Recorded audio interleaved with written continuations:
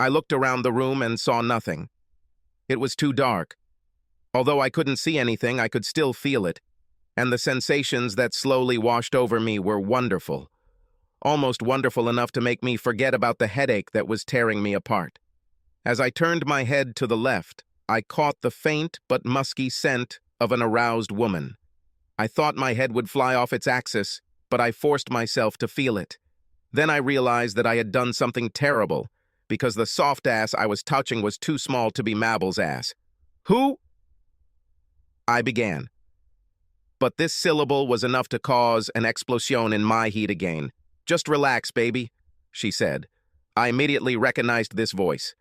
That sexy voice, full of cigarettes and gravel, could only belong to one woman in town, and the situation only got worse for me.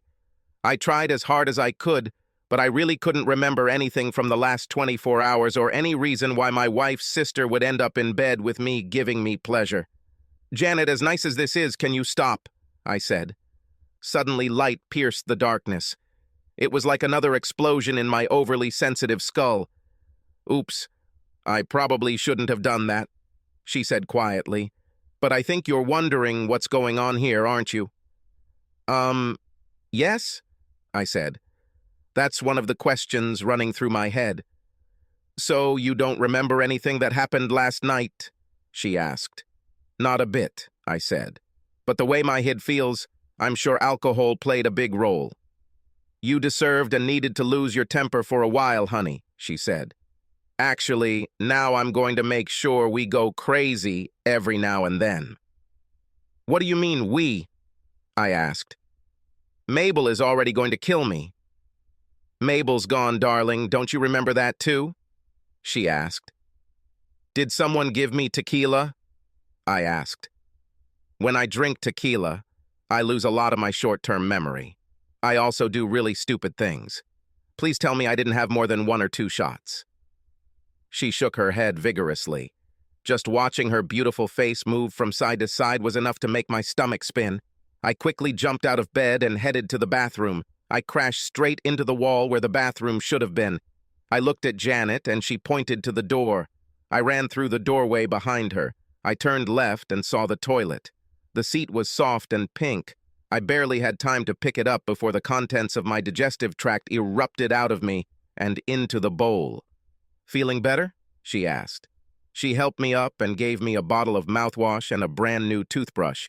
I noticed that the toothbrush was blue, my favorite color. Another thing that surprised me was that Janet never took her eyes off me and actually wrapped her arms around me from behind while I was brushing my teeth. Janet's breasts weren't huge, but they were much larger and firmer than Mabel's. The thought that we were both naked suddenly seemed important to me. When I finished brushing my teeth and rinsing my mouth, she turned me towards her and looked at me. "Let me check," she said. This offended me a little. Her sister, my wife, often told me the same thing early in our marriage. I think their mother must have done the same thing when they were young. Mabel expected me to smile and show her my teeth, so I tried to flash them to Janet. "Not like that, honey," she said. She came up to me and kissed me. She pressed her naked body against mine and ran her tongue over my mouth. The reaction was immediate. Despite the hangover, I was completely aroused and tense.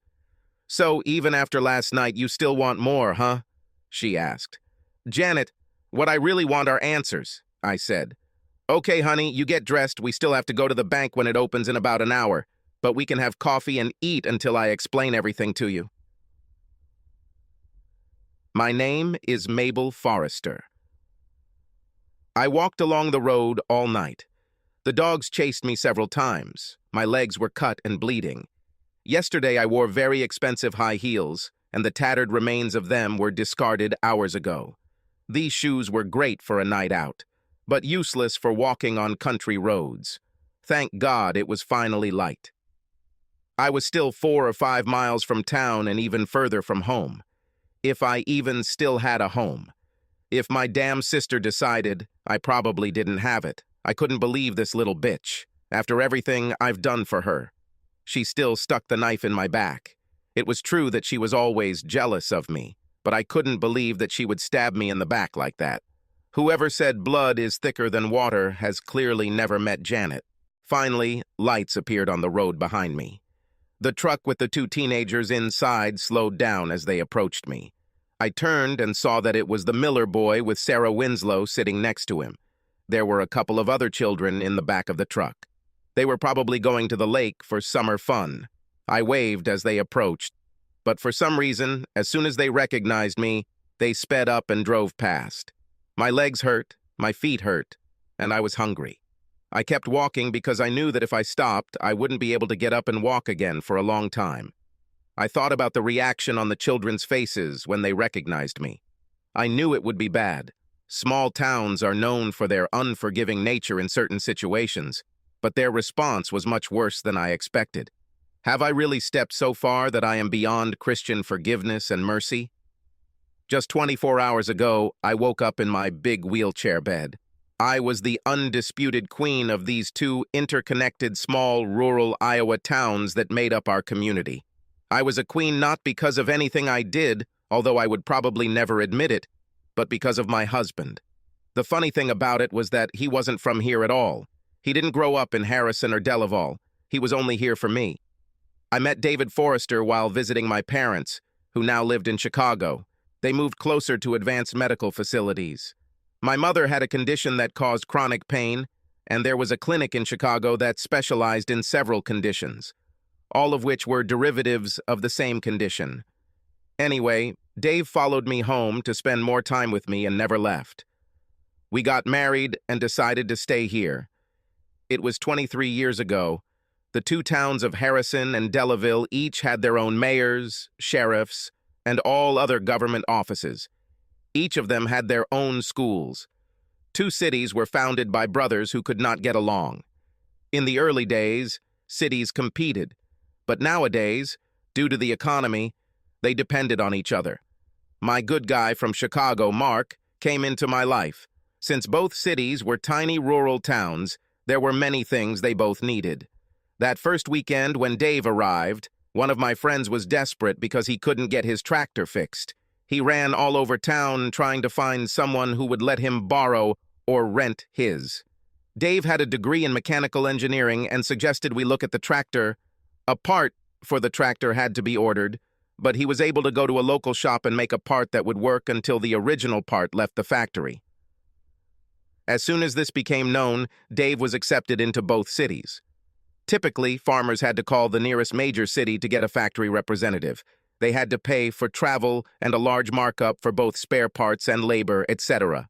Before he knew it, Dave had his own thriving business that both cities needed. At first, he only repaired tractors and farm equipment. Then he expanded into appliances, and then electronics. Now he even services computers. My damn sister decided to go to school to become a computer technician, and I begged Dave to hire her to fix computers for him. If I had known what the little girl was up to, I would have made sure she went to some bigger city as soon as she graduated. Janet was my parents' miracle. They always thought that I would be their only child. Then, when I was 15, my 45-year-old mother discovered she was pregnant. When I met Dave, I was 21 and Janet was 6. Now I am 44 years old and Janet is 29. Janet always loved Dave. She practically grew up next to him. For years, I knew she had what I thought was a high school crush on him, but I guess I never saw it for what it really was. In recent years, my love for Dave has become complacent. It wasn't that I didn't love him anymore, he just didn't excite me anymore. Over the years, Dave became as comfortable as an old pair of shoes. Hair, he was shaggy, like the local farm boys, and he also had a small belly. We were doing well financially, but you couldn't tell from the way Dave lived. Sure, I drove a Mercedes E-Class, but Dave had a rusting 7-year-old 2005 Mustang. The body panels were not rusty, but the springs, shock absorbers, and most of the car's mechanical components were rusty. I think this car was a lot like my husband. Proud, powerful, and in need of an upgrade. I think I've become more important over time. As Dave and his business became bigger and more important, so did I. Soon I began to wear only designer clothes and drove my Mercedes everywhere. Somehow, over time, Mark and I seemed to switch personalities. I became a big city woman, And Dave, originally from Chicago, became a small-town boy. The community got tired of my big city antics and just fell in love with Dave when it all came to a head anyway. Dave was just like them. He provided loans to farmers who could not get them anywhere else. He also deferred payments for equipment repairs until after harvest because he knew that was when they could most afford to pay them. Another thing he did that really upset me was schools. The Unified School District decided to purchase several computers for laboratories at each school. The total number of computers in the entire district was only about 50 machines, but still quite a large number. The county had to get quotes from 3 companies to maintain and upgrade the machines. 2 companies, of course, were out-of-town sellers. They both came up with annual figures that were far more than the cities could afford. It was decided to hold a town meeting to discuss the tax and raise money for computer maintenance. I was as shocked as everyone else when Dave stood up at the meeting and told the meeting, which included the mayors and city councils of both cities, that he would do it for free. He also did upgrades for just the cost of the software. I couldn't believe he threw away that amount of money. But it was Dave. He believed that we had enough money to live very comfortably, and that was enough. Of course, this only made me even more important in the city and ultimately led me to where I am today. I don't remember exactly when I first thought I was tired of Dave or missed him, but it actually happened. I started dressing even better and spending more and more time away from home. I also started flirting more openly. At first, the guys in town flirted with me, but after a while they stopped. They just looked at me strangely. I told myself that it was because they were from a small town and therefore close-minded, but during the walk, after yesterday's embarrassment, I realized that I was wrong. And of course there's Jeffrey Rossberg, attorney. He flew into the city like a breath of fresh air. He also has an E-class. I just found out last night that the car is not actually his. It belonged to his wife, whom he wisely forgot to tell me about. In fact, most of what Jeffrey told me in the 4 months we had sex was not true. Either way, Jeff responded to my flirting and took it to the next level. He always complimented me and told me how beautiful I was. The funny thing about this was that, essentially, Jeff was supposed to date Janet. After all, he went out with her on a couple of dates when he first arrived in town, and then she didn't want to deal with him anymore. She just laughed every time his name was mentioned. I think in this case, my little sister was smarter than me. It's a pity that no one told me why she left him. Maybe then I wouldn't be walking along this lonely rural road now. Looks like it was like Dave again. Ever since she met him, my sister always compared every guy she met to my husband. And I think in her eyes, most of them were not up to his level. I needed to get into town to find someone to take me home. As a last resort, I needed to withdraw money from one of our accounts so I could return home. David Forrester, are you dressed yet? Despite how bad I felt, hearing Janet yell at me felt right. Come here if you want coffee. Janet, please stop screaming, I said, as I walked into her immaculate kitchen. Janet stood in front of the coffee maker, as naked as the day she was born. She turned around and kissed me again. She pressed her naked body against mine and put everything she had into the kiss. Shouldn't you be wearing something? I asked. No, I want you to remember me like this, she smiled. Then she kissed me again. Why do you keep doing this? I asked her. Because I don't know how this is going to end, she said. And just in case things don't work out the way they should, I'll know that I put everything I could into it. She just smiled at me. What's the last thing you remember before you woke up this morning? She asked. Think carefully. We sat down at her kitchen table and she grabbed my hand. I got a call early last night asking me to come out and look at the big Gaussian projectors they use at the drive-in theater, I said. They were having trouble getting the video feed from those little wireless cameras they used to appear on the screen. It turned out it wasn't a hardware problem, but a software problem, so I started working on it. I didn't have much time, since they wanted to use wireless cameras between films in a double showing, I said. Now everything was coming back. She saw that I was beginning to remember something and squeezed my hand. I needed to test the system, so I sent a couple of their guys to film some stuff. You know, funny stuff, like couples kissing in cars. They showed that shit on the big screen between movies. It was always funny. I was only going to show it. There were projections on the monitors in the booth, but somehow I mixed up the channels and broadcast the footage on the big screen, so everyone in the audience saw your sister, my wife, letting that snake in the grass knead her breasts. I couldn't continue. I almost started crying like a baby. Janet began to stroke my hand. "Do you remember anything after that?" she asked. "I ran to his car," I said. "I pulled him out of the car and punched him in the mouth. I only punched him once, but he folded up like a concertina. After that, a lot of people came. You were there, Janet. I was shocked. Mrs. Daniels, an old lady who volunteers at the library on Tuesdays, came up and asked me if I hit him in the groin. I shook my head, so she did it, and she hit him hard." Janet winced and then smiled, remembering it. "What happened after that?" she asked. "I remember the sheriff came over and tried to wake Jeff up. Jeff came to his senses and told the sheriff he wanted to file a battery report on me because I hit him and probably hit him in the groin. 5 or 6 people came up and they all said Jeff was staggering and fell and hit his mouth on the side of his car. They thought he was drunk. So the sheriff took them at their word and gave Jeff a ticket for public drunkenness and another for driving a motor vehicle. DUI. He then gave him a ticket for filing a false crime report for his accusation against me. I remember him screaming that he was being framed, and the sheriff took them both, Jeff and Mabel, but they didn't go towards the prison. They went to the cinema. You and I were there too. The judge was there, Janet, like he could know. I'll tell you later, honey. Continue." She smiled. The judge just looked at Mabel and shook his head. He was talking to her and I wasn't paying attention to what he was telling her, but he pulled out some papers and made her sign them. She kept saying she didn't want to sign them. That it was all a mistake. He said yes, and that she made a mistake, but the city protects its own. Janet nodded her head. Then they took them outside, and I don't remember what happened to them, but I remember sitting with the judge, the sheriff, the mayor, and a bunch of other guys. We were drinking and having fun. There were a few women there too. I remember the smell of it frying. Meat. Was it barbecue? Janet nodded again. Then I remember waking up this morning with you, Okay, let me fill in some blanks for you, she said. This all started about a week ago, but actually, I think the seeds were sown much earlier. I could tell she was about to tell me something painful because she took my cup of coffee and led us into the living room where we sat on her couch. I sat up straight on the sofa.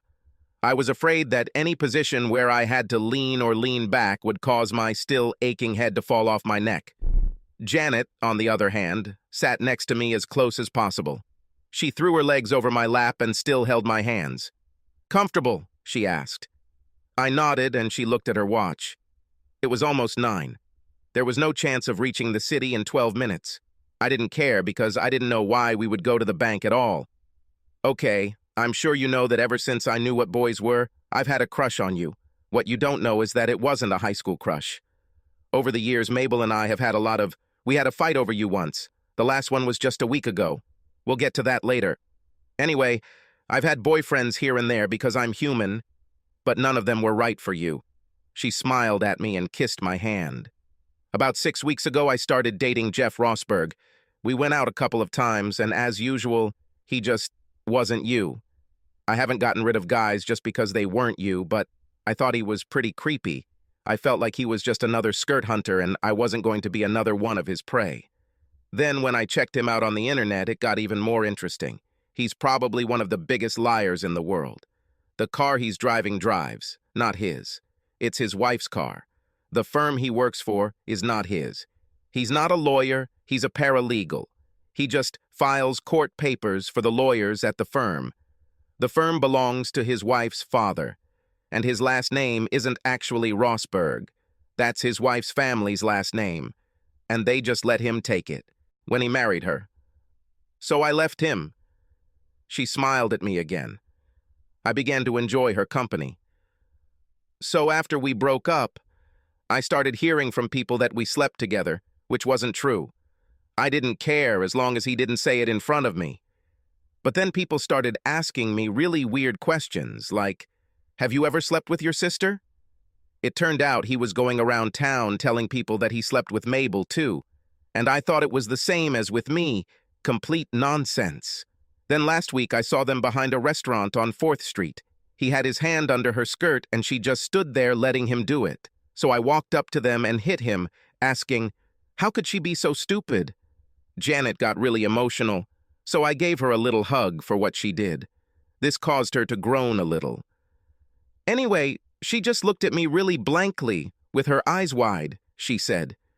Then she told me that I don't understand, that you're always at work and she's bored. She needed to have a little fun sometimes, and I'll understand that when I grow up. Jeff started to get angry when she called him fun, so she said that she didn't mean that he was fun. She then said that he had more in common with her than you ever had. She was tired of you, constantly giving away business. She was talking about how you could earn much more money and live in a much bigger house. You both could be much richer. Janet stood up and went to the phone. She pointed her finger at me as if to say, wait, we'll finish this in a minute. She dialed the number and then waited. She then started talking to someone on the line. I heard her mention my name a couple of times and told them I was fine. Then she held the phone to my ear. Hello, I said. Hi, Dave, I'm sorry for your loss. But in the end, you'll be in a much better place and you'll probably be happier too. I just spoke with Janet, and I just need you to confirm the temporary changes in your personal accounts. Okay, I said. So are you really allowing all your personal accounts and all access to these accounts to be temporarily blocked? She asked. Yeah, I said. But what about my business accounts? I still want my people to be able to order supplies and buy things. None of your business accounts will be affected, she said. Okay, thanks, I said, and then handed the phone back to Janet. Janet talked to the woman for a few more minutes. I heard her laugh a couple of times and asked the woman to call her if this happened. Then she turned to me. She took my hand and led me back to her couch. Lie down, Dave, she said. I lay down and she took off my shoes. Then she lay down next to me on her big, soft old sofa. She moved closer to my butt until we spooned and began her story again. She begged me not to tell you that I saw them together, Janet said. But then, as usual, Jeff started chatting. He told her it didn't matter because you were going to find out about them sooner or later anyway when she filed for divorce. Then I saw red. My stupid sister thought that Jeff is a rich lawyer, but, like I told you, he doesn't have a pot of his own. He just saw this as a chance to hook up with an even dumber woman and force you to provide for them both after the divorce. I was shocked by what I just heard from Janet. But I loved her, I said. Janet snuggled closer to me. I know you loved her, honey, but you can and must forget her. I'm convinced of that, she said. Anyway, I went to the judge and told him everything I knew. We drew up the divorce papers at that time. The problem was that we needed a reason to get her to sign them. All the divorce laws in this country are written like that, to protect a woman's interests in the event of a divorce, even when she is a lying, cheating, heartbreaking bastard like my sister. So we thought about it and decided that the best way would be to offer what we thought was a fair settlement, either a lump sum or monthly payments, and get her to sign it. We needed some leverage to get her to sign them. Believe it or not, the incident at the drive-in movie theater was an accident. We didn't plan it. But there were several people in town who knew what was going on between Mabel and Jeff and were there to take photographs and gather evidence for us. Our plan was to call Mabel one day and confront her with all the evidence of her cheating on you and force her to sign the papers. Then we would make her write you a goodbye letter and leave town. And after she left, I would help you forget about her. Either way, after seeing her on a giant screen in front of half of both cities pleasuring someone else's boyfriend, we have an even stronger case. The judge and sheriff took Jeff to jail last night. His wife and her family posted bail for him in the morning and dragged him home. According to Bonnie from the bank, he will soon be divorced and stripped of everything. They released Mabel outside the drive-in theater, but since Jeff's car was impounded, she had to try to walk home. But it's almost 30 miles, I said. Let him get what he deserves, Janet chuckled. Anyway, honey, you were in shock. Seeing the woman you love 20 feet above the ground on that giant screen in front of the entire city would probably do it. The judge decided the best thing for you was to take you out of yourself and get drunk. That's what they did. The sheriff remembered how his brother came out of his divorce hangover by being with another woman in some cheap bar. I couldn't let that happen, so as soon as you got drunk, I took the initiative into my own hands. I looked at Janet then. I wondered why she did all this. I don't usually drink much, I said. In college, I realized I had a low tolerance for alcohol. If I drink tequila, it's really bad. Darling, she said, you must have been in bad shape back then, because not only did you finish the whole bottle, you ate a damn worm. I didn't know what to say to this, so I just tried to look somewhere to the side. Then I brought you home, she said. I brought you to my house because I feel comfortable here and it was closer. Do you remember the rest? She looked at me, raising one eyebrow and smiling widely. No, I said. Did I act like a fool when I was drunk? You know? You mean, have you tried to have sex with me? She asked mockingly. I nodded, nervous. She snuggled even closer to me. No, you didn't try, she began, and I felt relieved. I stripped you naked as soon as we walked in the door, and we had sex 3 times last night. The first time was right on the floor there. She pointed to a spot right by the door. For the second one, we went to my bedroom. It was really nice. You told me you loved me then, and you said that if you weren't already married, you would have married me. Then we fell asleep. I woke up around 3 in the morning and went to the bathroom. I felt really good. When I went back to bed and snuggled up to you, it started again. I was beyond shame. I'm sorry, Janet, I told her. It must have been at least as bad for you as it was for me. I really don't know what to say or do. I just feel numb right now. I can't believe Mabel could cheat on me. I think I have no idea. And to be honest, it's not my fault. I kind of let myself go. I guess I'm just like that rusty old Mustang out there. You can look at me and say that I once was someone, but now I'm just a joke. I tried to sit up and move away from her, but she just pressed herself closer to me. Janet, I'm sane now, I told her. I just wish you didn't have to be the sacrificial sheep that put up with me last night. Dave, are you out of your mind? She barked, standing up and looking at me. Oh, sometimes you make me so mad, she said. Why the hell do you think I'm here? She asked. Do you know why you woke up here and not in some cheap brothel? She asked. I shook my head dumbly. You're all confused about everything and you feel like an object of pity. You just don't see things because one stupid woman who doesn't see things right herself tried to throw mud at you. Janet was clearly angry. David, do I feel like I can't handle one drunk man? She exclaimed. Besides, you're not a violent drunk, and you're not aggressive at all. Everything that happened to you last night was because people care about you. The sheriff and the judge love you. All the people in these 2 small towns love you. We couldn't do it without you. Your business serves both cities, and most of the time you charge much less than anyone else. You give credit to small farmers and small business owners. You do things for schools, etc. Dave, we all love you, she said. We won't let anyone pee on you, including my stupid sister. And about last night, you apparently forgot that I took your clothes off, Dave. I wanted to be with you. I always wanted this, so when the opportunity presented itself, I took advantage of her, she said. Both you and your Mustang just need a little attention. Just a little polishing and sprucing up to help you reach your full potential. And then you'll both be something worth celebrating. She was silent for a while, just looking at me. You have 60 days before you have to appear in court to sign the final divorce papers or try to win back my stupid sister. Why don't you go on a diet, start a workout program, and restore your car so you can shine? It's enough to make Mabel pull her damn head out of her ass and want you back. Or maybe you'll get over her and want someone else. I don't know how far from town I was when the next truck arrived. It was a large, old truck, probably delivering some parts or materials. The driver looked at me from the cab of the truck and asked where I was going. I just need to get to town, I told him. How old are you? He asked. I think my vanity made me think he was wondering if I was under 18. In fact, the reality was completely different. I'm 35, I told him. subtracting about 10 years from my actual age. "Your dress is older than you," he said sharply, "but it's a good starting point. Remember that old saying from the 80s about giving rides to hitchhikers?" "No," I said, puzzled. "It was on all the bumper stickers," he said. "I still don't remember," I said.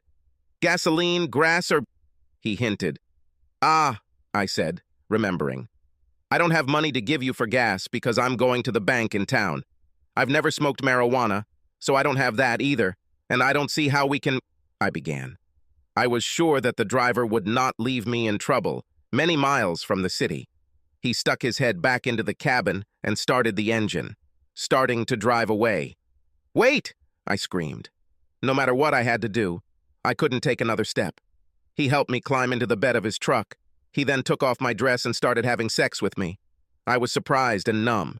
It wasn't lovemaking, it was— I didn't even know what to call it. Dave was always gentle with me, and slowly worked me up until I was just begging him to please me. I haven't actually had sex with Jeff yet. We were on our way to this last night when we got caught, but I wasn't going to have sex with Jeff until he asked me to marry him. Either way, the truck was just being rude to me. I wanted to scream at him to stop, but if I did, he would throw me out of the truck, and I would have to walk the rest of the way into town. Any challenge was better than this. So I just let him use my body, while my mind tried to figure out the next step. As soon as I get into town, I'll withdraw money from the bank and call Dave and Jeff. I couldn't afford to wait 60 days to talk to my husband. The money they gave me was completely insufficient to live on. Plus, I wasn't even sure I wanted a divorce. And Jeff, I liked that he was in better shape than Dave, and that he wore flashy clothes and drove a car like mine. But I wasn't sure I wanted him. He really was exactly what I told my stupid little sister. He was entertainment. Sure, Dave was boring, but when things go wrong, Dave is the type of man who will be there for me. I didn't know about Jeff.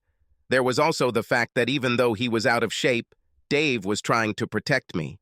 I couldn't believe it when I saw him pull Jeff, who was bigger, out of the car and beat him up because of me. So I needed to get to the bank and withdraw some money so I could rent a car or pay someone to drive me home. I'll talk to Dave there and find out what our situation is. If we can get this sorted out, the judge's order and the preliminary divorce agreement I signed last night won't mean anything. After the truck stopped me, he even dared to reach out to kiss me. "Maybe you'll let me in again later," he asked. "Just drive the truck," I replied sharply. He was right about letting him again. I didn't get anything out of it. I couldn't believe it when we arrived at the bank. We only drove for about 10 minutes. He had me for about an hour and a half for a 10-minute ride. I got off the truck and showed him the fact as I sat down on the bench in front of the bank. I was so tired that I fell asleep almost instantly. Even my select comfort bed at home didn't feel as comfortable as the bare wood bench. I woke up a couple of times before the bank opened. The first time was when I heard a rooster at dawn.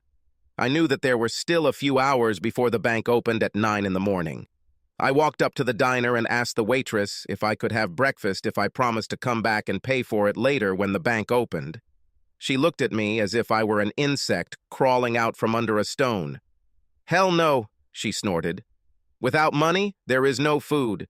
I knew she wasn't the owner of the restaurant, so I asked her who the boss was. She pointed to the guy behind the counter.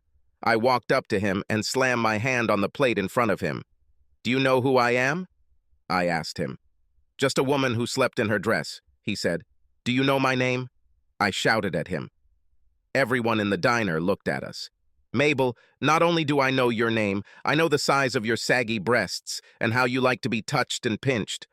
I know a lot of things about you that I don't understand. What the hell do you want?"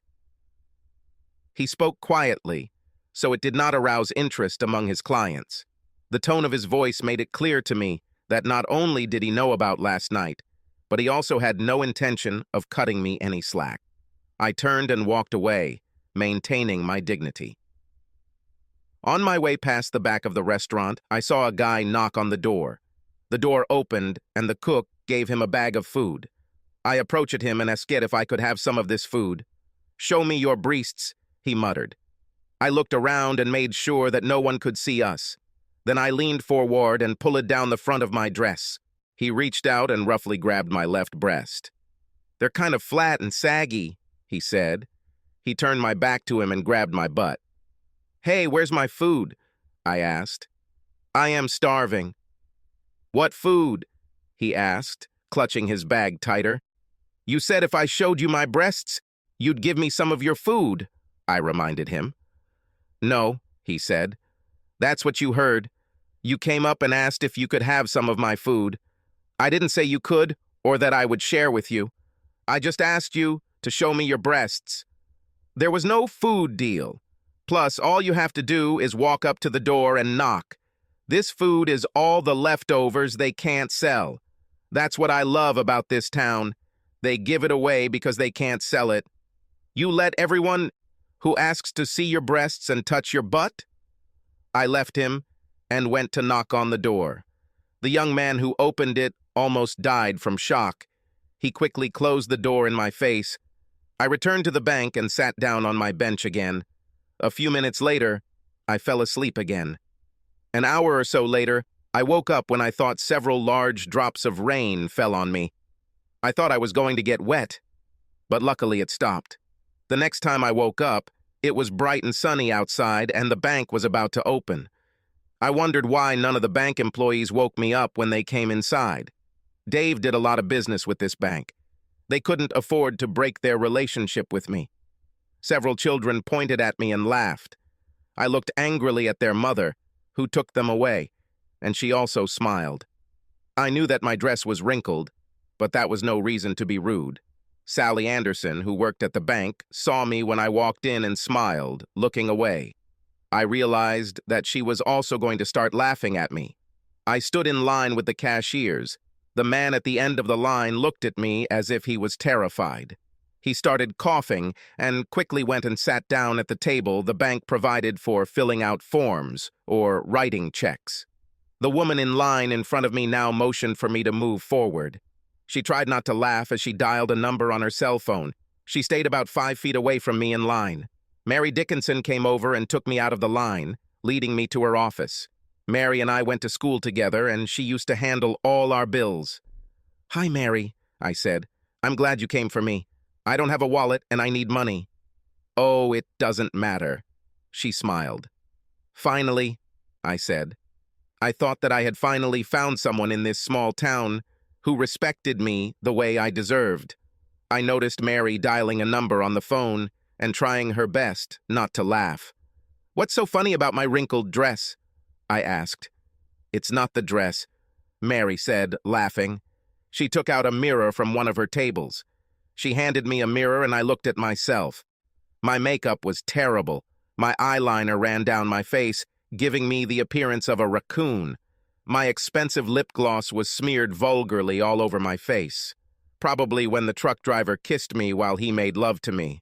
I looked like a cross between Heath Ledger in his latest Batman movie and a transvestite, approachable woman. But what probably made everyone laugh the most was 2 large drops of bird poop right in the front of my hair. What I took for raindrops was a message from the pigeons that they didn't approve of me either.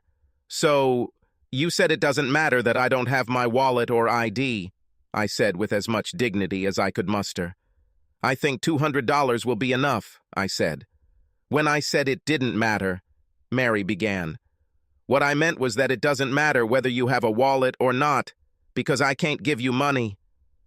What the hell do you mean, you country bitch? I exclaimed. I jumped to my feet and leaned towards her, breathing heavily. If only she knew what I had to go through. Mary remained calm and professional. Mabel, even though you think you belong to the high society of the big city and have fancy clothes and a car, you are just as country as I am. We went to school together, played together, and grew up together in the same small town. So get off your high horse and let me explain what's going on. I sat back down, and she waited a few moments and then started talking again. The accounts you have access to have been temporarily frozen, she said. I don't understand, I snapped. This has never happened before. Why is my money frozen? Do you know how much money I have in this damn bank? Yes, I know, she said sweetly. Not 1 damn cent.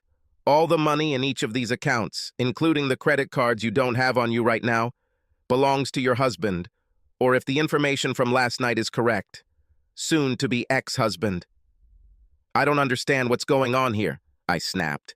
But Dave and I are still married, and we will be until the final verdict is signed.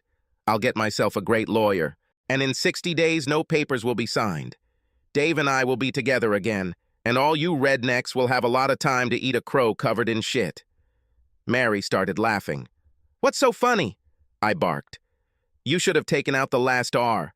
Then we would have eaten you, she laughed. Okay, she said. I was told if you come, I am authorized to offer you $0 and give you a phone number. Here is $0. She gave me an empty bank envelope, and then she handed me the phone. Dave, I'm so sorry, I said into the phone. No, you don't regret it. Mabel, you chose your path. Now follow it. Dave can't answer the phone right now. I recognized that voice. It was my sister, Janet. Janet, you are not taking my husband, I screamed into the phone. Why not, Mabel? She asked. He will make some woman in this city a happy wife. Why not me? Because you are my sister, I told her. That must mean something. That means I called Mom and Dad in Chicago. I didn't tell them what a mean thing you did to the man who loved you and supported you for over 20 years, the same man who pays for all of Mom's expensive procedures. I decided that I'll let you tell them. Janet, what are you talking about? I asked. Dave needs some time away from you to clear his head, she said. So you will go to Chicago for 2 months. You can return in 60 days for a court hearing. You will also have one meeting with Dave during that time. Until then, Mabel, leave him alone. He is suffering enough as it is. I left you a bus ticket at the station and a suitcase with some of your fashionable things. I even left you $20 to buy food during the trip. Stay with Mom and Dad for a couple of months and think about your actions. Perhaps when you return, he will be ready to talk to you. Or maybe you can contact Jeff in the meantime. Thank you, Janet, I said. I really wish I could talk to Dave and resolve this, but at least you gave me a chance. Don't thank me, she said coldly. I will try my best to take it from you. That night, Janet made me a salad for dinner, lettuce, tomatoes, and celery from her garden, with some turkey chunks for protein. Great snack, I said. What else will we have? It was dinner, she said. You are on a diet. After dinner, she washed all the dishes and dragged me into the kitchen to rinse and dry them. Even though I repaired every appliance in town and had contracts with every major manufacturer, Jeanette didn't have a dishwasher. I don't want her, she said when I mentioned it. Afterwards, we sat on the porch and watched the stars and the night from her porch swing.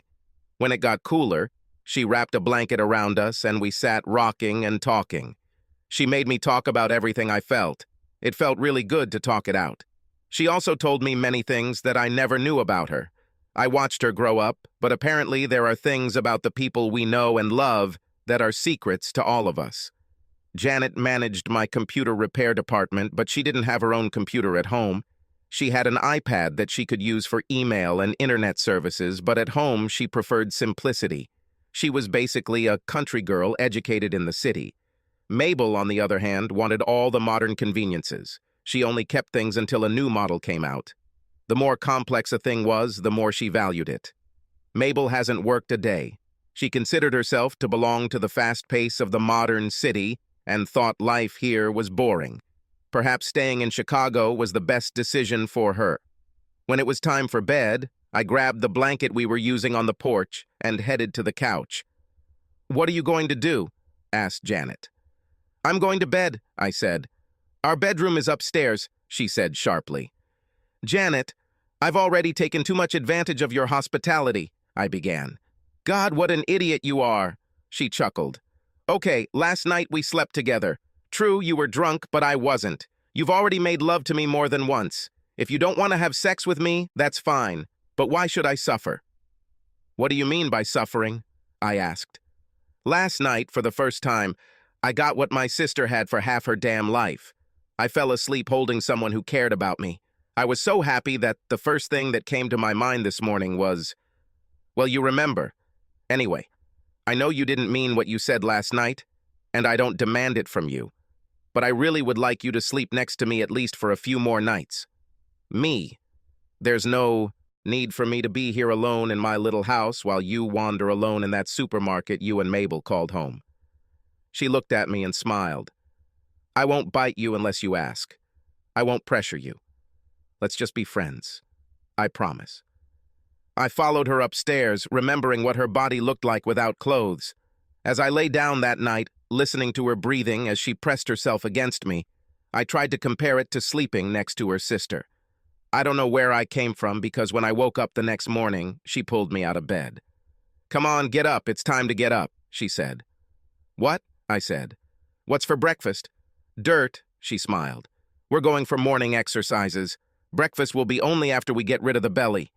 I got out of bed, and she had already prepared sweatpants and a t-shirt for me. I got dressed while she smiled at me. "Don't forget your sneakers," she said mockingly. I bent down and put on my shoes. I noticed that she was wearing flip-flops. "How are you going to run in those?" I asked. "I'm not going to," she chuckled. "I'll train with you, but I don't need as much as you. My legs and ass already like you, so I'm good." We left the house. I complained all the way. It was barely light. "We're running to the diner for breakfast. You get a glass of fresh juice, 2 strips of bacon, half a slice of lightly buttered toast, and half a grapefruit," she said. "All?" I muttered. "That's not the worst part," she grinned. "It's 6 in the morning. Your breakfast will be waiting for you until 6:20. The diner is 2 miles away. If it takes you more than 20 minutes to get there, you'll be left without food." "What happens when I get there?" I asked. "Then you and I will have breakfast together. Then we will run back home, do our morning exercises, and then take a shower and go to work. You have a short day planned, after which we will return here to start doing that other thing." "What other matter?" I asked. "We'll talk about this when the time comes. Hurry up or you'll be left without breakfast." She smiled. I started to run. The 10-minute miles were pretty easy, so she had a good plan. Every week we would cut the time a minute until I could follow it. This meant that every week I had to get 30 seconds faster per mile.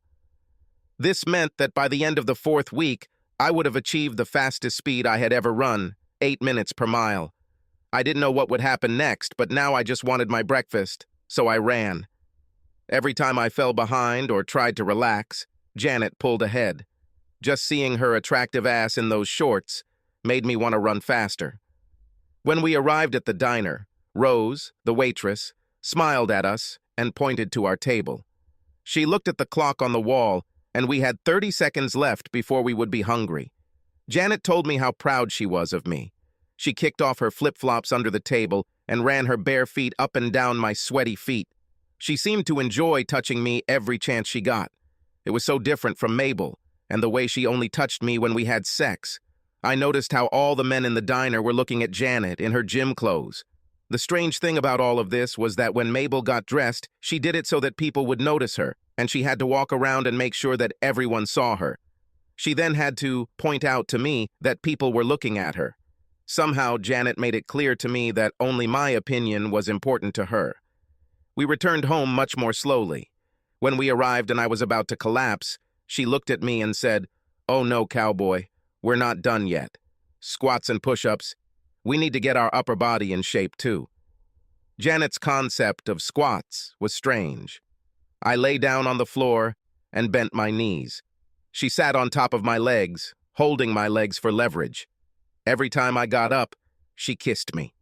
The first time I only did 10, then I fell. "Come on, one more," she said affectionately. "I'll make it worthwhile." I looked at her. "I can't, Janet," I said. "Come on," she said. "You'll like it." I began to pull myself up, tensing my stomach all the way. I was about to give up until I looked at Janet and noticed that she had taken off her shirt. My eyes widened, and I stretched myself all the way, only to ask her why she did it. When I was almost at the top, she grabbed me and pulled me the rest of the way. "I knew you could do it," she said. Then she kissed me, but this kiss was not just a click like all the others. She stuck her tongue in my mouth and pressed me to her chest. "You can do whatever you want, Dave," she said. "I really believe in you." I felt warmth throughout my body. "Push-ups," she said. "I need 10. Janet's push-ups also included kissing. I got into a push-up position over her, and every time I needed to lower my body down, our lips would touch. Then I needed to push upward from her. As out of shape as I was, I could only do 6, but she was still proud of me. "Wait until you can do 20, she said. I was even more exhausted. "But you didn't play sports," I said. "I warmed up watching you, darling," she chuckled. Then I went up to her bathroom to take a shower. I was about to soap myself up when the shower door opened and Janet walked in. "Relax, you don't have to do anything you don't want to," she said. "I'm just saving time and water." After our shower, we headed to work. Over the past few years, I have always held morning meetings with all employees. This way, we knew what we needed to do in terms of personnel, and checked whether any areas, such as farm equipment repair, household appliances, or computers, needed more people, or if they were not busy and could help someone else. I usually did anything unusual, and I had a few clients who wanted me to handle their renovations personally. After the meeting, I thanked everyone for handling everything while I was gone the previous day. They were all very supportive and told me that I should take more time to rest. I was getting ready to choose my renovation and discovered that my renovation was already scheduled. My work was in the workshop downstairs. I went down there, and before I could turn on the light, the door slammed loudly and I was pushed roughly against the wall. When I got off the bus in Chicago, I was furious. Janet had a damn good sense of humor. None of the clothes she put in the suitcase matched. In the bus station restroom, I opened my suitcase and tried to change into another outfit to replace my mint dress. I found a few pairs of casual pants that would be perfect for riding the bus. Unfortunately, she didn't include any tops that would go with them. The few tops she put in were great, but were meant to be worn with skirts or to be worn under other clothes. Another problem was that she hadn't packed any stockings, just socks, none of which matched the others. The same went for shoes. She gave me 6 shoes, 4 of which were unmatched, and the last 2 were ridiculously high stiletto heels and very unstable. They were perfect for a cocktail party or a theater premiere, but for any event where walking was required, they were terrible.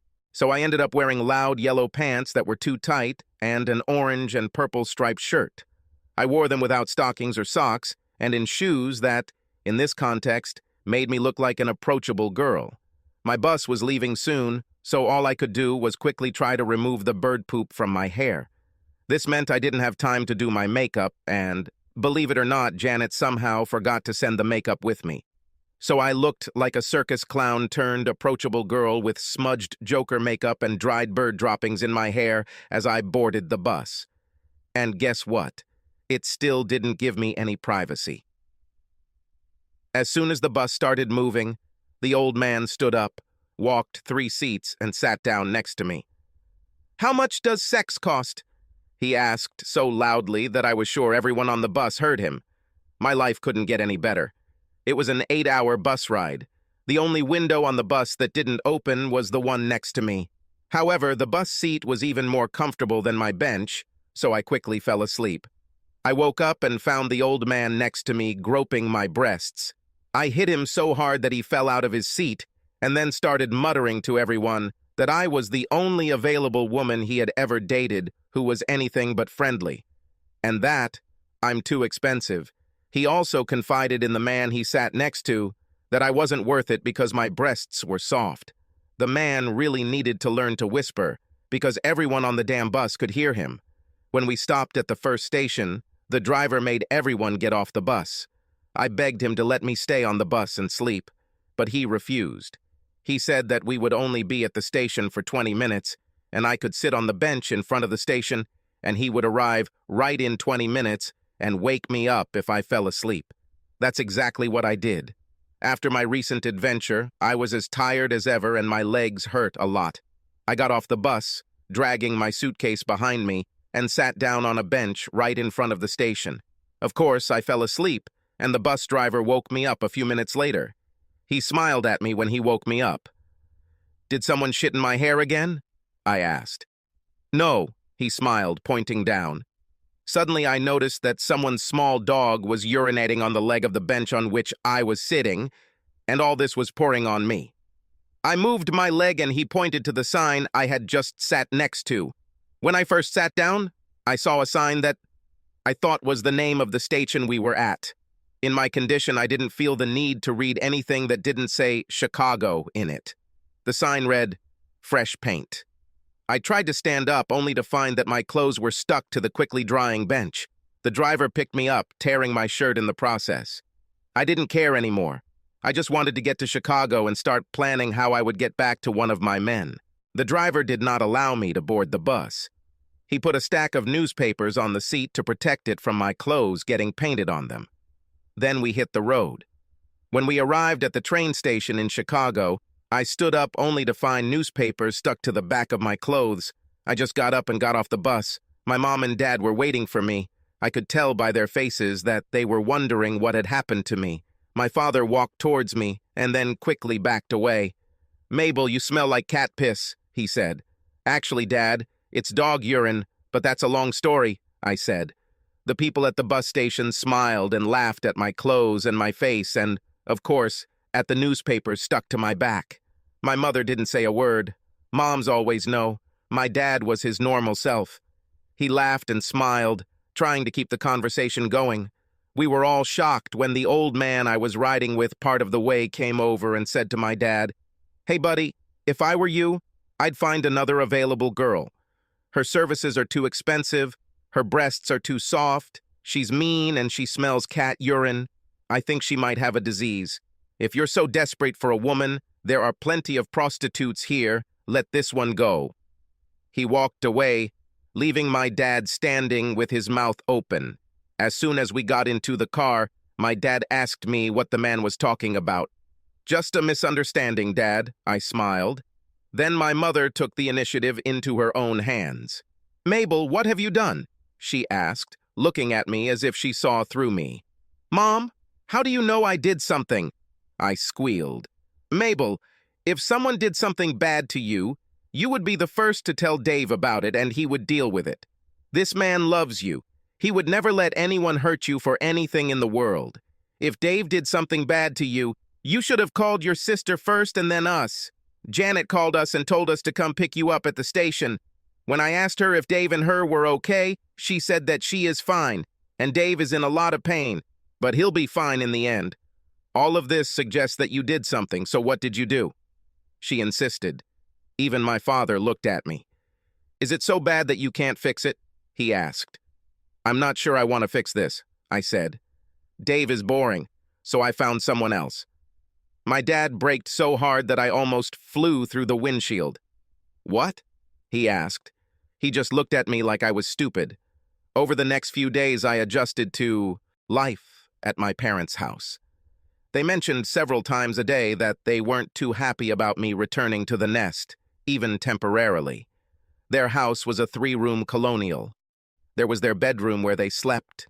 There was a second bedroom that they turned into a gym or exercise room. And there was a final bedroom that they turned into a home theater and media room. I slept on the living room floor in a sleeping bag because they spent $1,100 on the couch, and Dad didn't want me to ruin it. On the 3rd day, I finally contacted Jeff. He answered the phone call with caution. "Hello," he said in a quiet voice. "Jeff, honey, it's me," I squealed. The line went silent. Then someone else answered the phone. "Who is this?" they asked. "This is Mabel Forrester," I said. "Oh, bitch," she responded sharply. "This is Jeffrey's wife, or perhaps his ex-wife. I haven't decided yet whether I should forgive him again. Did you know that Jeffrey is without a job, without a roof over his head, and without a car?" I was shocked. "What about the Mercedes E-Class?" I asked. "Jeffrey used my car while running errands for the court as my paralegal. He got into some trouble recently in Delaval, and my father fired him. If you want to support Jeffrey, he's given to you. I'll collect all his few belongings in package, and you can come and pick it up." I hung up, realizing that I had problems. I've been lying to myself these past few weeks. I was caught in a fantasy where I was the star of my own little world, and everyone else was just a supporting or bit player. I have now reached the scene where the heroine is put to the test. The question is, can I pass this test? 3 paths were laid out before me. The first and most reliable was to start an independent life. I am a strong woman and could go out and get a job to be self-sufficient. Or I could invent something or start my own business. The second choice was to get out and find another man who would take care of me and meet my needs. After all, I was a beautiful and well-dressed woman, with all the charms of any woman from a big city. How could it be difficult? The third option, and completely unacceptable, was to admit that I was wrong and ask Dave for forgiveness, begging him to take me back. I was confident that I could get Dave back with minimal effort. But the question is, did I really want him back? Of the 3 options, this would be the easiest for me. I assumed that all I had to do was go home, put on some underwear, give him some sex whenever he wanted for the first week or so, and then everything would go back to normal. I decided to use the third option as a backup plan in case the first 2 failed. I really liked the first option. So one night after my parents went to bed, I took out my notepad and picked up the newspaper. I started looking at job advertisements and suddenly realized I was in trouble. It was really hard to decide what jobs to apply for when I couldn't even remember what I studied for in college. I needed to talk to Dave. He could remember this useless information. Damn, why do I need to remember this? I was married for over 20 years, and we got married just a few months after I left college. So I called home. The phone rang and no one answered. So I called his cell phone, answered the third call. Dave, honey, what did I study in college? Do I have a degree? I asked. Dave is no longer your dear, and he is busy. A woman's voice answered sharply. Who is this? I asked. Why are you answering my husband's phone? God, Mabel, I know you're a little slow, but don't tell me you don't recognize your own sister's voice, she said. Janet, I snapped. Don't you have anything better to do? David is more than capable of entertaining himself. Goodbye, Mabel, she said. Your major was in childhood development, but that was over 20 years ago. It's probably no longer relevant. And frankly, you'd be a terrible mother and an even worse teacher. Janet hung up on me. Childhood development? Why the hell did I study for this? I thought about it for a while and finally remembered. Before I met Dave and started his business, I wanted to work with children. I was even planning on having children with Dave. He would be a great father. Why did I give up this dream? I thought about it even more and realized it was money. Once Dave's business took off and I started having everything I wanted, it seemed like looking good and being fashionable became even more important. If I got pregnant, it would ruin my figure. I would have become one of those corn-fed country girls with childbearing hips. The seats in my E-class were simply not big enough for that ass. What about clothes? Most of the designers I wore didn't make clothes that large. So I took the pill. And although Dave had mentioned kids a couple of times over the years, we each had our own activities that kept us busy. Okay, I couldn't find a job. I'll have to do something better and start my own business. Damn, how hard can this be? Dave did it, and if he hadn't been such a good-natured man, we might have become mega rich. All I had to do was figure out what type of business I wanted to start, and then the sky was the limit. So I thought long and hard about what I'm good at and what I enjoy doing. I was so calm while thinking that it made me notice something. My parents were having sex just a few feet away from me, in the next room. How dare they? They seemed to be having fun, although they tried to be quiet. Just the thought of my mother spreading her thick legs for my father was enough to shut me up. I began to doubt my sanity. Finally, I could tell they were done. God bless. Then I imagined them lying together in the dark, holding each other, just as Dave and I had done. When did we give up on this? It used to make me feel so good and so loved. I have remembered. This was when I started spending over $300 on my hair. I had to make sure my style was maintained properly, so I had to wear a scarf over it at night, and I couldn't snuggle up with Dave because I needed a special pillow that would support my neck, not my back. Head to protect my waves. In hindsight, it might not have been such a good deal. Dave always thought I was beautiful, no matter what I wore or how I dressed. Damn, Jeffrey always put down my clothes and appearance if they weren't perfect. Okay, enough about the past. What am I good at? I obviously have a passion for fashion. Maybe I can open my own clothing store and maybe get into design later. This would be a great start. I made a list of everything I need to open my own clothing store. The next morning at breakfast, while my father scowled at me over his cup of coffee, I asked him point blank how much money we had. "What does we kemosabe mean?" he asked. "I'm thinking about starting my own business and I need a lot of money, Dad," I said. He almost fell down laughing at me. Then he straightened up, looked at me, and started laughing again. My mom came in and asked him what was funny. He told her about how I was opening a business. To my mother's credit, she didn't laugh, but smiled. Came over and touched my forehead. "Seriously, Dad, how much money do we have?" I snapped. He became serious and said, "No." I was stunned. "We've put some money aside for the future," he said. "We wanted to be able to do some things and see some things when we were older. We've also saved enough money to give you and your sister some spare change in case of an emergency. But damn it, you can never predict the future." Mom came over and hugged him. "Mabel, your mother's health is costing us more than we could ever imagine. When she was first diagnosed and she was literally screaming from ear to ear, I was willing to do whatever I could to stop her pain. Her treatment is expensive, but it is worth it. Looking at her today, you can hardly say that she is experiencing any discomfort. But it has eaten up almost all our savings. I did not know what I would do. I even thought about going back to work so we can have some money. Your husband just received payments and told me not to go back to work so your mom and I can spend our golden years together.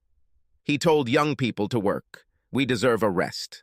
So after a few months, when my retirement checks started giving us an almost comfortable bank balance again, I called him and told him we could pay for some of the procedures ourselves. He told us to use the money to take the trips we wanted or go and see the things we wanted to see. "So you have some money?" I asked. "Yes, but I'm doing what my brother-in-law advised. Your mom and I are going to see the Grand Canyon next month," he said. I was angry. How dare he even think about going and seeing some hole in the damn desert when I need the damn money? "Dad," I said seriously, "isn't it true that if Dave hadn't paid for Mom's treatment, you wouldn't have gone to Damn Canyon in the first place?" "Probably," he said. "You never know what might happen." "Well then, since the money came from David and me, it's technically my money and I want it," I said. "Mabel, you haven't lifted a finger since you married that man. That's what's wrong with you. He's spoiled you to the point where you don't think you should even smell your own farts." 10 cents, Dave gave. "So I'll call him and see what he thinks. If he says to give you money, we will do it." I didn't understand what the problem was. As soon as my business takes off, I will pay them back. How long might this take? A couple of weeks, at worst a month, and the money will be returned. Hell, the Grand Canyon was thousands of years old, almost as old as my parents. It wasn't going anywhere. Dad looked at me and went to the phone. He called Dave on his cell phone and soon started talking to him. He laughed and said something, and then told Dave to keep his head up, it would be better, then hung up and came back to me. Dave said that money for your mom's treatment was not dependent on your marriage. It wasn't a gift. It was just family helping each other. He said he will continue to help us whether you stay married or not. He said your mom and I should enjoy the canyon and offered to pay for one of the helicopter tours for us. He said you should go to the bank for a loan to start your business like he did and like everyone else does, my father said, grinning at me. "Why didn't I think of that?" I cried. "For such a boring guy, Dave has some really good ideas." "Mabel, there are 2 more things we need to talk about," my father said. I just looked at him. "Yes, Dad. What happened between you and Dave?" "He seems too upset about it for it to be serious," he asked. "I already told you I found someone better, or so I thought," I said. "There's one more thing.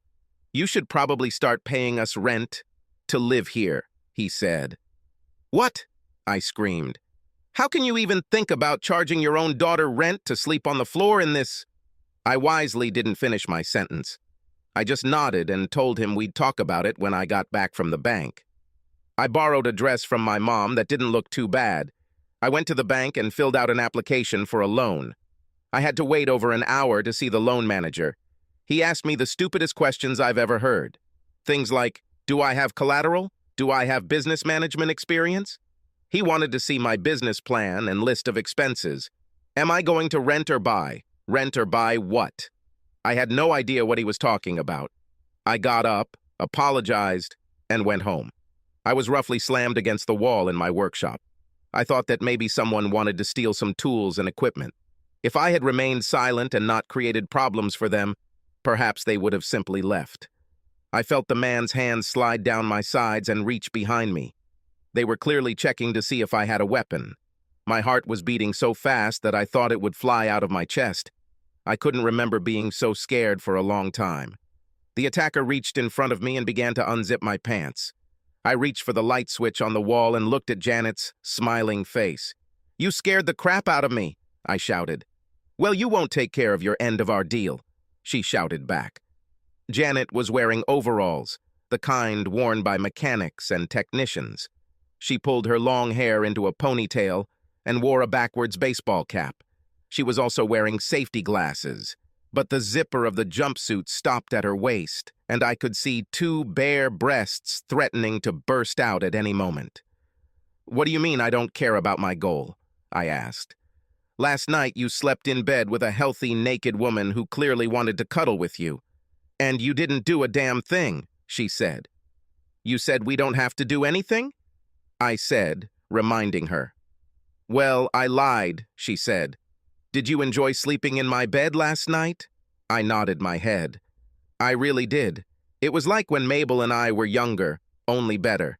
There is nothing better than snuggling with a warm body while you sleep, especially when that body moves and takes the shape of yours. You feel so loved. I think most people miss this more than sex when a marriage ends. Over the past few years, since Mabel became too fashionable for me, I've missed it." "Say something stupid," Janet said. "Yes, I liked it," I said. "I really felt special and just looked after." "The word you're trying to avoid is love," she snapped. "I felt the same way. The problem is that at night when you run your hands all over my body, it causes a reaction. As you can see," she said, turning around and spanking herself. She turned to face me. "Healthy young woman." She squeezed her breasts as if she wanted me to come and inspect them. "So if you're going to keep sleeping with me, it's not free. It will cost you money," she said. "I'll write you a check," I muttered. "No nonsense, no money," she said. "I want some of this." She rubbed the front of my pants and then stepped back and smiled. "Forget it," she said. "Anyway, you're almost ready to burst. It probably won't be a problem." She took my hand and we walked over to the computer. She scanned several photos of my car. We looked at the car from different angles and changed parts in it. We changed the wheels and tires. We have changed the front grills. We have added a dark back panel. We completely replaced the brake system. We changed the color. Then we started arguing. The argument started when she asked me if I wanted to install a supercharger or try something unusual like a turbocharger. American muscle cars rarely used turbos. Even nitrous oxide injection systems were more common. In the end, we just decided to do the engine modifications as an afterthought. We found that we work well together. We both fell in love with the chrome Hilo Tease wheels at the same time.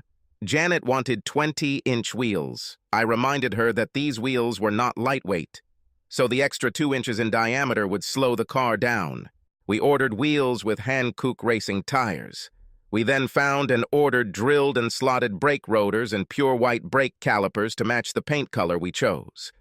We ordered chrome top and bottom grills and got on with the job. Then we approached the car and began to disassemble it. After removing the wheels, we realized that we would also have to redo the suspension. We spent a total of 4 hours in the car, and then Janet suggested we stop. We returned to her house, and she suggested that I change clothes. The funny thing was that even though we were both supposed to sleep in her room, she put all or almost all of my things in the closet in the guest room. It seems that women can share anything with a man except their closet. We showered together, of course, to wash off the oil and dirt from the car, and then Janet headed to her room. I quickly changed into casual pants and a shirt. I was sitting on the bed in the room, testing its springiness, when Janet entered. I was fascinated. First of all, she changed her clothes in just a few minutes. Mabel usually spent 2 hours getting ready to go to the store, and secondly, as good as she looked, Janet was beautiful. I always knew she was beautiful, but perhaps because she was 15 years younger than Mabel, I always perceived her as a child.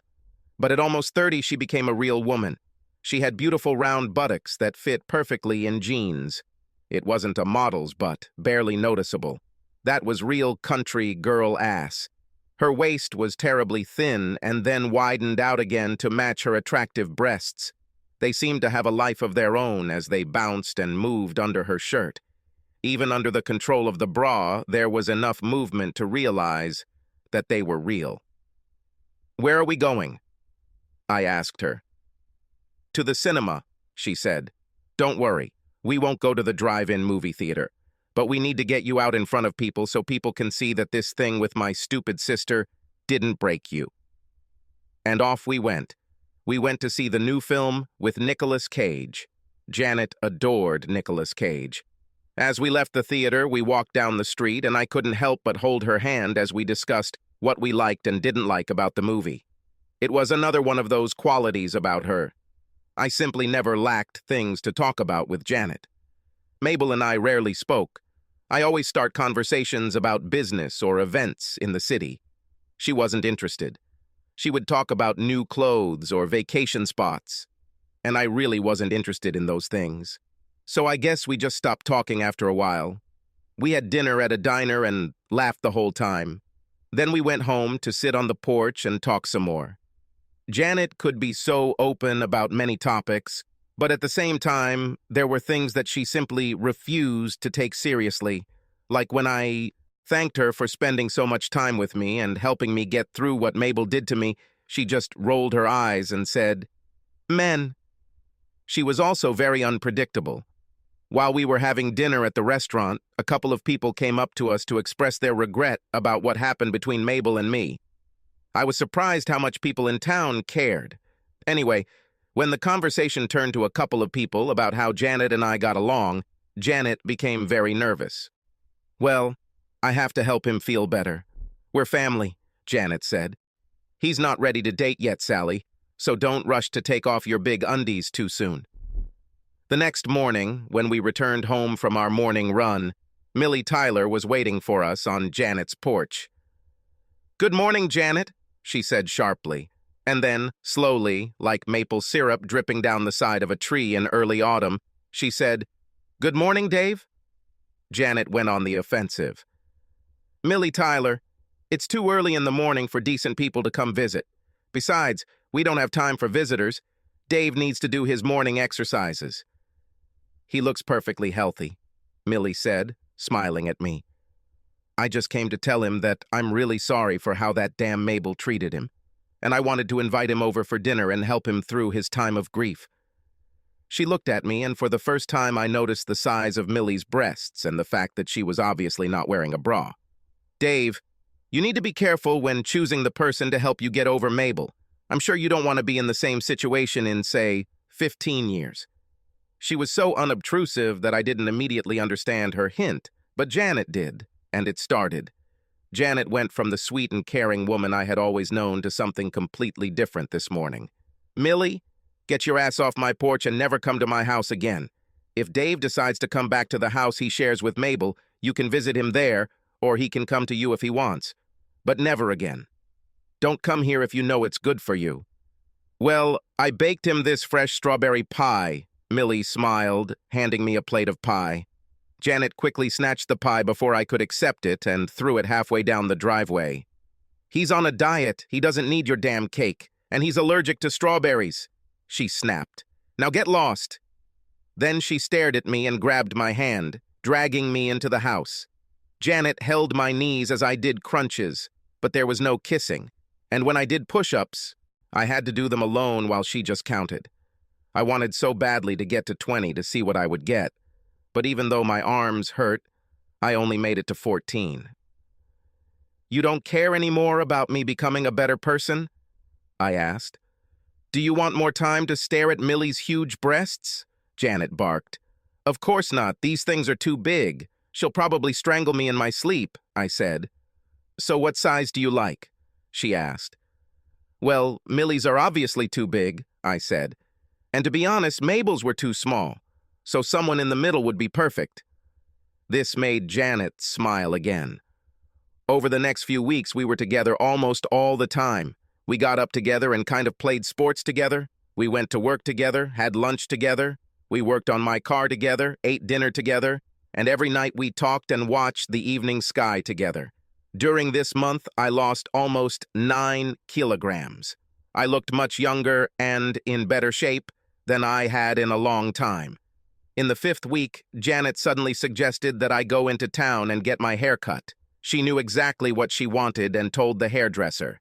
Then we bought me a couple of new suits and a couple of dresses for Janet. She said we should go out, maybe even to a nearby town, to celebrate my weight loss and the new me. We still had to wait for a couple of things to get it done. We were almost done with the car, but we're still waiting on some parts. We decided to compromise. Janet still wanted a boost, but I didn't like most power boosters because over time they tend to wear out your rotating assembly. However, Janet showed me an ad online for a hood intake system. This was a large pipe that was mounted on top of the engine and fed more air into the intake. Theoretically, the faster you go, the more extra air it will pump in. The same theory as a supercharger or turbocharger, but without forced air. It was due to arrive in a few days, and we would install it and then spend our evening on the way out. But a lot changed that evening and the next morning. First of all, Janet and I often satisfied each other sexually, but that night we just lay in bed as usual. We were clinging to each other, and we always said it was just for warmth or to feel cared for, but suddenly she turned around, climbed on top of me. We made love quite vigorously at first, and then we just slowed down.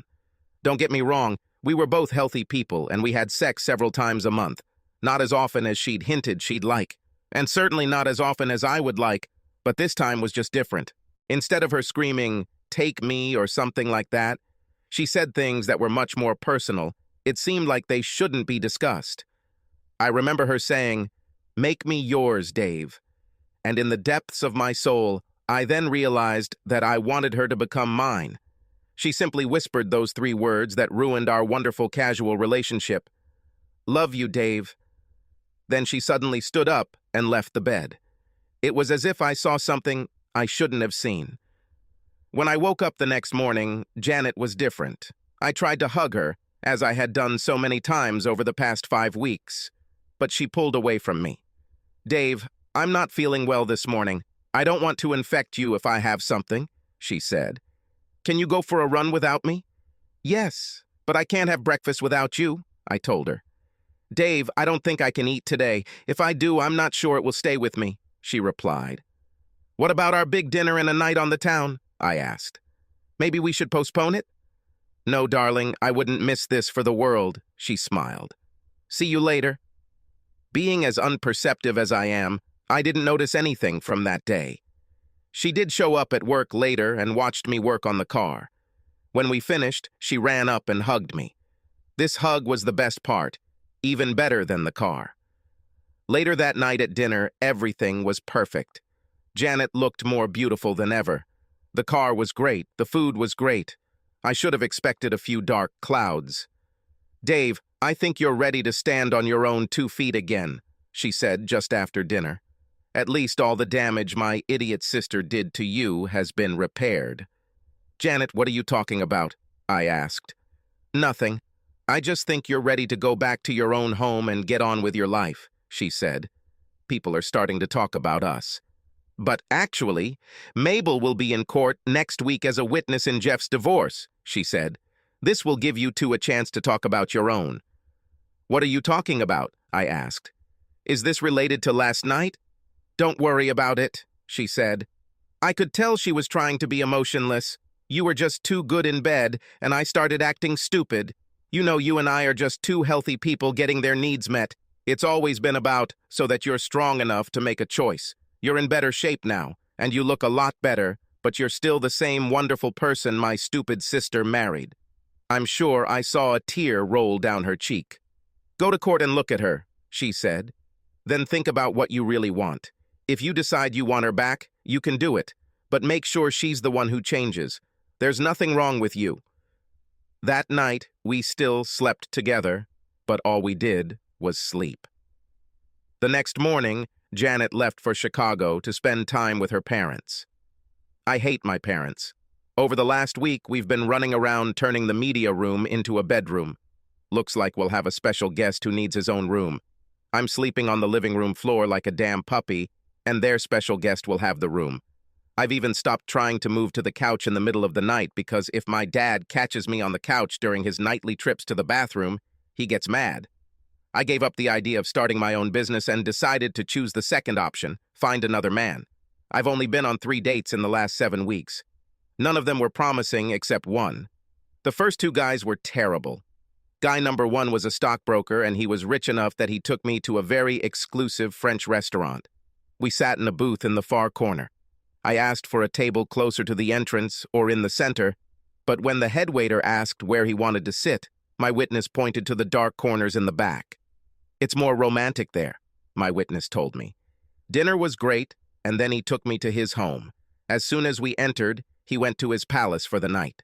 He took out a bottle of wine and then told me to take off my clothes. What? I asked. Take off your clothes? He said. I don't do anything sexual until at least the 3rd or 4th date, I said in shock. He seemed so sophisticated. Listen, Maysu, he said. Mabel, I corrected him. Whatever, he said. I called you tonight because the woman I'm really interested in is busy with something. The only future for us is a friends with benefits relationship. I'm not interested in being your friend without benefits.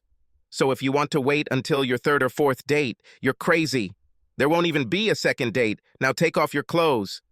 Take me home now, I said. You're a big girl, he said. Get out. He then held the door open for me. Can you at least call me a taxi? I asked. Okay, he said. You're a taxi. Honestly, I meant another C word, but if you want to be a taxi... Next thing I know, he closed the door and I had no idea where I was. Fortunately, I knew my parents' address. I started walking towards the main road. I saw some shops and restaurants there that I could call from. Unfortunately, before I got there, it started to rain, lightly at first. But by the time I reached the main road, it was pouring like buckets. I walked into the store looking like a drowned rat to call a taxi. My second date was more memorable. I met a guy on the internet. It was one of those findyourpartner.com sites. He was exactly what I was looking for, a rich, distinguished gentleman who loved the finer things in life and was generous, exactly what I hoped Dave would become. At 7:30 p.m., the limousine stopped in front of my parents' house.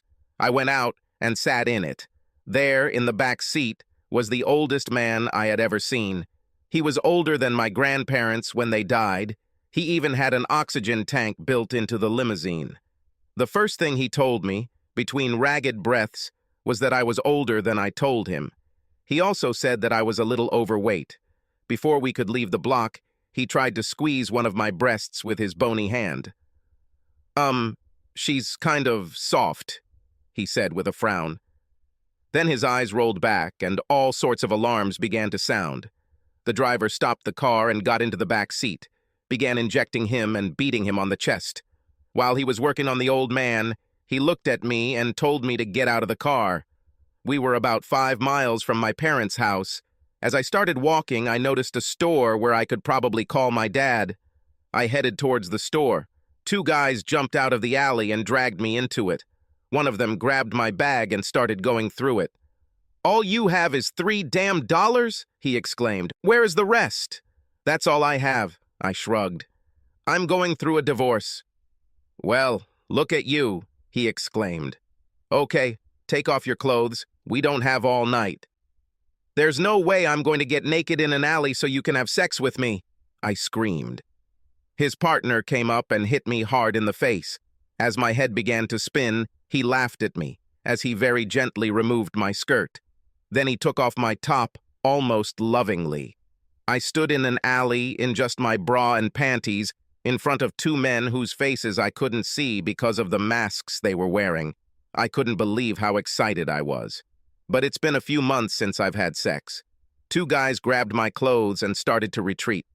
"Hey, aren't you going to do this?" I asked. "Hell no," said the first guy. "Besides," said the second guy, "your breasts look kind of soft. We can sell your clothes at that store down the street and get enough money for an available girl." Then they left me standing there, naked. What else could go wrong? I thought about it, and then I felt the familiar dampness in my hair as I heard the sound of a bird overhead. Damn, I thought, and I was right. My third date was the worst. Almost as soon as we got into his car, he started pestering me. He tried to secretly touch my breasts. He tried to touch my legs while he was driving. "Where are we?" I asked. "Where are we going?" "We are here," he said. "But it's a parking lot," I said. "They don't take you to the parking lot on a date." "Darling," he said, "this is not a date." "Eh?" I said. I was confused. "What do you mean this isn't a date?" I asked him. "Listen, little sister," he said. "You've already been on a few bad dates, right?" Yeah, I said. "How many bad dates have you been on? A few, right?" he asked. "More than a few," I said. I thought about all the terrible dates I'd been on before I met Dave. Then I started thinking about Jeff and all the guys I met after I married Dave. Suddenly I realized what a fool I had been. Dave adored me like I was special. As I got older, Dave changed. He loved me more. As my butt got bigger, Dave started liking women with big butts. Every other man I went out with thought I was just another piece of meat. Even that lying bastard Jeff, who started it all. "Well," continued my witness, "when a girl goes on a bad date, she wastes time. When a guy goes on a bad date, he wastes both money and time, and more often than not, it takes several dates to even figure out whether sex will happen. And even then, it's at least one or twice before you know if she's any good at it." "Yes, that's true," I said. "It's harder for men." "That's why I started doing auditions before meeting anyone," he said. "This is not a date. This is your audition. Don't get me wrong, I like you, but I can't change the rules," he said. "What should I do at the audition?" I asked. "Should I tell you about myself and my preferences?" No, honey. Save the romantic nonsense for the date. You could start by getting naked and lying in the back seat," he smiled. "You expect me to have sex with you to get a date?" I screamed. He simply nodded. "So what if I decide not to do this?" I grinned mockingly. He just shrugged as if he didn't care. "You've got a long way to go home, honey. You better get started," he said. I stuck one leg out of the car and looked up. Several angry pigeons were circling the area, and it looked like it was going to rain. "Okay," I said. Whatever he did to me had to be better than being pissed on by birds and soaked in the rain. Less than 5 minutes later, we were having sex in the back seat of his car. I looked up at the upholstery of his car, trying to figure out how I was going to get Dave back. Dating clearly wasn't working. We had sex twice before he took me home. I think that's when I realized that Dave really was special. He seemed to be the only man who knew how to make love. Every other man I've slept with was only out for his own pleasure. They all used me. Dave really loved me and I really messed it up.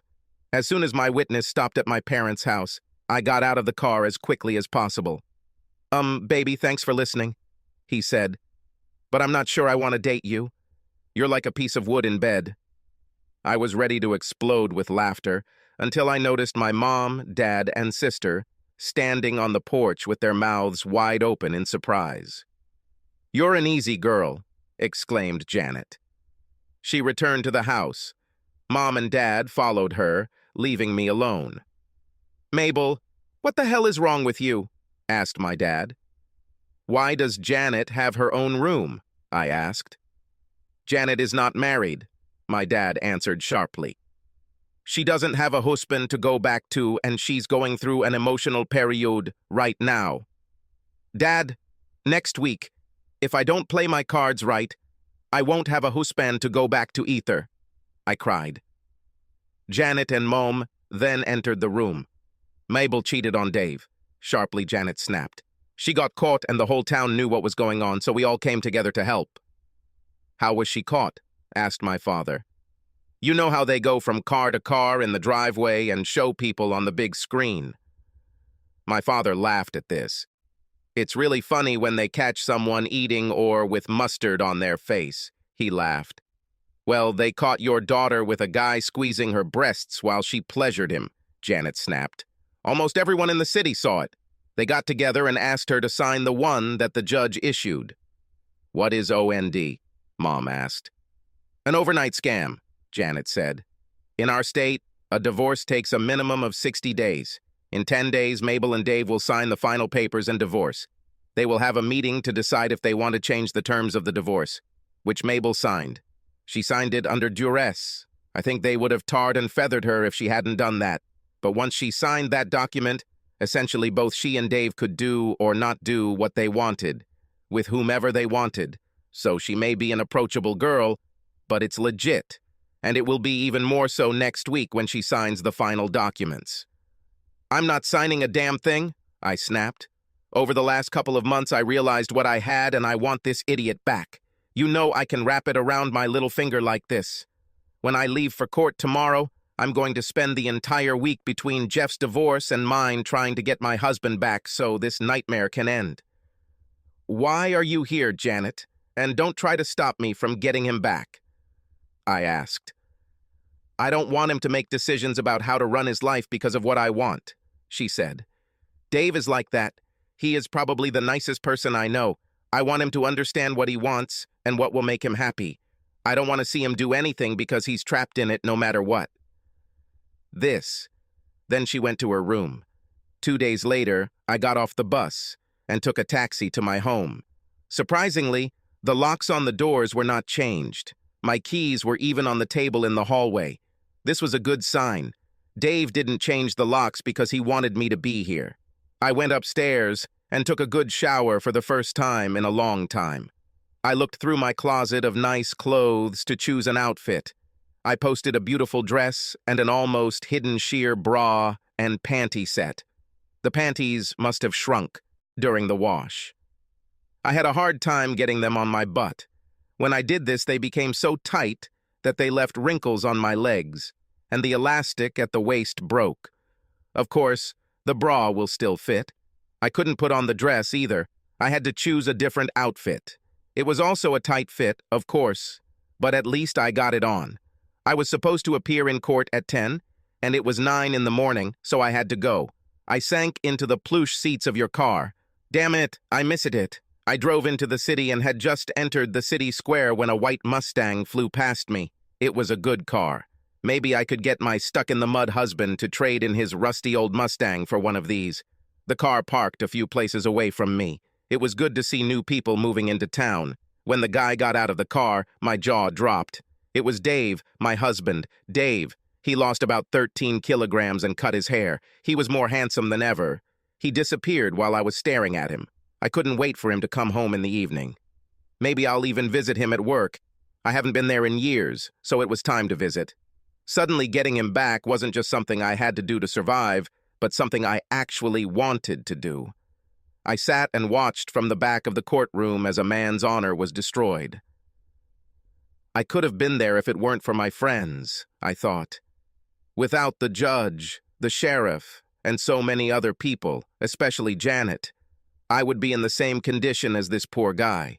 His wife was dominant and seemed to enjoy everything that happened to him. Was Mabel better? Sure. In our marriage, I controlled the money, but Mabel controlled me. So what's the difference? Although I wanted to see Jeffrey humiliated, it was too much. Mabel stepped up to the podium and told her piece. This told me a little more about what was going on between her and Jeffrey, or at least as much as she was willing to admit in court. The case left poor Jeff with nothing but the clothes on his back and my sympathy. As his wife and her powerful team of lawyers left, she looked at me and nodded her head. "Looks like it's your turn now," she said. "Teach that bitch a lesson." I turned to leave, and as I was leaving the courtroom, Mabel ran up to me. "Dave, honey, I'm so sorry about all this, she said. I think my hormones were out of whack. I don't know what made me do that. I think something was wrong, Mabel. You look, different, I said, and then started to walk away. Wait, Dave, are you going home? Do you want to talk? Maybe we could have dinner together? She asked. I don't think so, Mabel, I said. See you in court. I smiled and whistled as I walked away from her. I finally knew what I wanted. And what should I do? 8 days later, Janet returned home. Millie was the first person she met when she pulled into the store parking lot. Hi, Millie, she said. Sorry about that thing a few weeks ago. Don't worry about it, Millie said. We were both chasing the same guy. It happens. Have you heard the news about your sister? Asked Millie. Janet shook her head. She and her husband decided to sell that huge house and move away. They drove around in that fancy car for a week, giving orders and buying things. They can't wait to get out of here. I guess it shows they can make some money, said Millie. After everything he's been through, the divorce and everything, you'd think he'd have a little more backbone. Well, once you get it, you always get it, I guess. Janet's heart and stomach sank. She really believed, or hoped, that Dave would be stronger. But she would have to continue living her life. She had no other choice. She drove up to her house and saw a white Mustang in her driveway. Dave was always generous. Perhaps he left her the car as a token of their time together. If only he knew how much this time meant to her. When she accidentally revealed her true feelings, she knew she had to leave him. Then the next morning, while talking about time, she discovered another reason to let him go. She tried to open the door and was having difficulty doing so. When suddenly the door was suddenly opened, and she found herself in an embrace, being squeezed mercilessly. Welcome home, Dave said. What are you doing here? She asked sharply. Shouldn't you be with my idiot sister? Why should I be with her, Janet? I love you, he said. We're divorced. I gave her the house and some money and told her to sell the house and get more money and leave. If she doesn't sell the house within 6 months, she'll only get $50,000 and we'll tear down the building and turn it into a sports complex for children from both cities. Where will you live? She asked. With you, he said. I hope so, but I can sleep in the guest room if you want. Oh, no, buddy. We've already talked about this, she said, throwing her arms around him. Then she pulled him towards the swing on the veranda. Dave, the guest room will be gone soon, she smiled. Have you finally decided to enter the 21st century and turn it into a media room like your parents? He asked. No, honey, she said. It will eventually become a bedroom, but it will be something else for a couple of years. So I'll end up getting my own room? He said. Oh, God, you fool, she exclaimed. You got me pregnant. This is supposed to be a nursery for a while, and then we'll turn it into a bedroom for our baby. Also, I love you too. Well, I'm glad I didn't give all our money to your sister, he said. Why? She smiled. We'll be fine. Yes, but next time you get pregnant, we'll have to add another room to the house, he said. Who's Mabel's new man? Janet asked. Jeffrey, Dave chuckled. I met with them the day Mabel and I signed our final divorce papers. I offered them $1 million and a house to split. Since Janet was only going to receive a few $1,000s in a very short period, and Jeffrey was essentially homeless and without money, they agreed. But I added a few conditions. Which? Janet smiled, kissing him and clinging to him. Well, even though they hate each other now, they only get paid as long as they stay together. If either of them leaves the other or cheats, they lose all rights. The funny thing is that Mabel has gained at least 22 kilos, and Jeffrey is no longer interested in her, if he ever was. He blames her for ruining his marriage and career, and she saw how spineless and pathetic he is, and she blames him for the failure of our marriage, so she hates him with a passion. However, there are only 2 things they hate more than each other. What 2 things? Janet asked. To work and have no money, Dave said, grinning. They'll kill each other, Janet said, stretching her long legs over his and placing his hands on her barely rounded belly. Don't get too cozy just yet, I told her. We still have things to do. Such as? She asked. Well, I said, when this all started, I was a happily married man. Now I'm happy again, but not married. Janet looked at me with tears in her eyes. You mean, she said, you want that Yes, I said. I need Millie's phone number.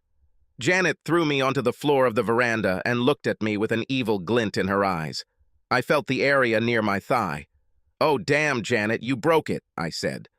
Sorry, honey, she said. Is it a leg or a hip? I'm not that old, I snapped. You broke the box with your wedding ring. She rolled me over and started searching my pocket until something else came up. I could tell she noticed. She found the box and put it aside as she took off my pants right there on her veranda. Would you like to look at the ring first? I asked. Don't get me wrong, she said. The ring is important, but it's not like I'm going to say no. I've wanted this most of my life. But as important as the ring is, that's more important. She then picked up the box and ring and headed to her car. Janet, where are you going? I asked, puzzled. I have to show my ring to Millie and those bitches in town so they'll leave you alone. She grinned. Janet and I got married, had 4 children, and lived happily ever after. Less than a year after our wedding, about 3 months after the birth of our eldest daughter, Mabel showed up in town. She and Jeff went through all the money and broke up. Jeffrey ended up in jail for bad checks. He and his cellmate Bubba are said to be quite happy together. Mabel needed a job. We had a problem because she didn't have the skills. But family has to help the family, and since she was Janet's sister, we hired her as a delivery driver for minimum wage. She lives in a small apartment we built above the garage. Sometimes we pay her more to watch the kids while Janet and I go out and have fun. We decided that the child development degree should be used for something. Sometimes Janet and I catch her longing glance and we just smile and wave. I know there are those who think she got off too easily after everything she put me through, and you may be right. But on the other hand, they say that the best revenge is a life well lived. I'm extremely happy. I love Janet and our children and my life much more than I ever loved Mabel. Janet is thrilled that she finally got me, and Mabel must look at us every day and think about what she lost and what could have been. Subscribe to our channel so that your second chaff doesn't cheat on you, and go ahead and listen to the next story, because this story is nothing compared to the next one. If you're under 18, don't even think about listening to the next one.